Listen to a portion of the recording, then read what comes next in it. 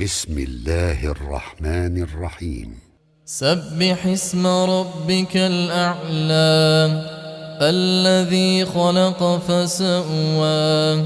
والذي قدر فهدى والذي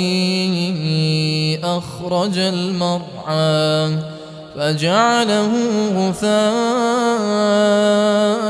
أحوى سنقرئك فلا تنسى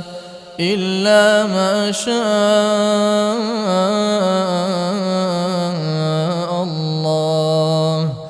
إنه يعلم الجهر وما يخفى ونيسرك لليسرى فذكر إن نفعت الذكرى سيذكر من يخشى ويتجنبها الأشقى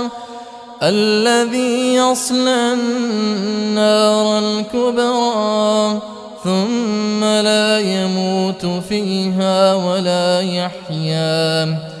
قد أفلح من تزكى وذكر اسم ربه فصلى بل تؤثرون الحياة الدنيا والآخرة خير وأبقى إن هذا لفي الصحف الأولى صحف إبراهيم وموسى.